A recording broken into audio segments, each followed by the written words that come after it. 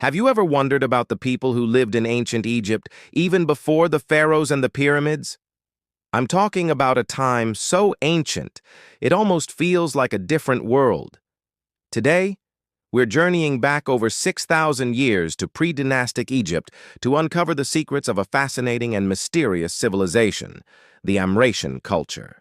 Also known as Naqada I, the Amratian period, from about 4000 to 3500 BC, lays the very groundwork for the legendary Egypt we all know. These weren't the pyramid builders, but their innovations and beliefs were the seeds from which that mighty kingdom would grow. So forget what you think you know about ancient Egypt for a moment, and let's explore its even more ancient roots. The story of the Amratians begins along the Nile River in Upper Egypt, south of the Delta. Their world was centered around small agricultural villages.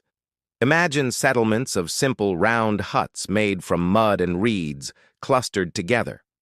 Life was tied to the rhythms of the Nile. Its annual flood brought fertile silt, allowing them to grow wheat and barley. They also herded cattle, sheep, and goats, creating a stable, settled lifestyle that was a huge leap forward from their purely nomadic ancestors. But they weren't just simple farmers. The Amratians were skilled artisans, and their pottery is one of the most beautiful and telling artifacts they left behind. Their signature style is called white cross-lined ware. Picture this: beautiful red-brown pottery, polished to a smooth finish, then meticulously decorated with white or cream-colored paint. The designs weren't random. They were geometric patterns like zigzags and checkerboards, and vivid scenes from their daily lives. These weren't just bowls and jars, they were canvases. You might see depictions of people, long-legged birds like ostriches or flamingos, and even hunting scenes with men and their dogs chasing down desert animals. This art gives us a precious window into their world, showing us what they saw, what they valued, and how they perceived their environment. It's like looking at a 6,000-year-old photograph painted on clay. Beyond pottery, the Amratians were master flint knappers. They crafted incredibly sophisticated flint tools, including some of the finest fishtail knives ever discovered. These weren't just practical tools for cutting.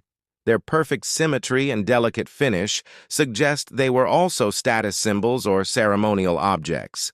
It shows a level of craftsmanship and an appreciation for aesthetics that goes far beyond simple survival. They also carved figures from ivory and bone.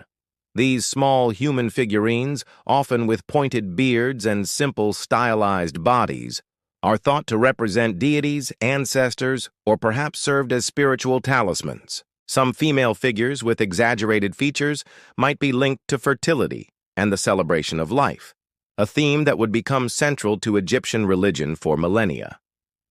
Perhaps the most fascinating aspect of Amratian culture is their approach to the afterlife. Long before elaborate tombs, they were already practicing formal burials. They would dig simple oval pits in the desert sand, away from the fertile floodplain. The deceased was placed in a flexed fetal position, lying on their left side, facing west, towards the setting sun, which they likely associated with the land of the dead. But they didn't go on this journey alone.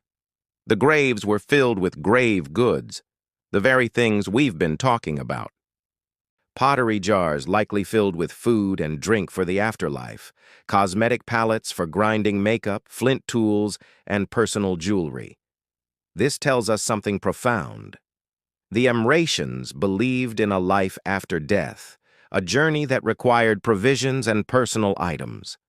This foundational belief in an afterlife would evolve into the complex funerary rituals and monumental tombs of the pharaohs. The Amratians also had a taste for the exotic. They established trade networks that stretched far and wide. We've found materials like obsidian, which came from as far as Ethiopia, and copper, which they began to use for small tools and ornaments. This shows they weren't isolated. They were connected, interacting with neighboring cultures, exchanging goods, and, undoubtedly, ideas. These early trade routes were the ancient world's first highways, paving the way for the flow of wealth and knowledge that would fuel Egypt's rise. So, what happened to the Amratian culture? It didn't just disappear. Instead, it evolved. Around 3500 BC, it gradually transitioned into the next phase, known as the Gersian or Naqada II period. The artistic styles changed, settlements grew larger, and social structures became more complex. The white cross-lined pottery gave way to new styles, and the foundations of a more centralized power structure began to form. The Amratian period was a crucial chapter in the human story. These early Egyptians were the pioneers. They mastered agriculture along the Nile, developed stunning art forms, established long-distance trade, and laid the spiritual groundwork for one of the world's greatest civilizations. Their legacy isn't written in giant stone monuments, but in the elegant lines on a piece of pottery, the careful placement of a body in its grave, and the belief in a journey beyond the sunset. The next time you see a picture of the Great Pyramids or Tutankhamun's mask, remember the Amratians. Remember the humble villagers in their mud huts, who thousands of years earlier dreamed of eternity, and in doing so, began to shape the very soul of ancient Egypt. They are the deep roots of that mighty ancient tree. Thank you so much for joining me on this journey back in time. If you found this fascinating, please give this video a thumbs up, and don't forget to subscribe and hit that notification bell so you don't miss our next dive into history. Let me know in the comments what ancient culture you'd like to explore next. See you in the next video.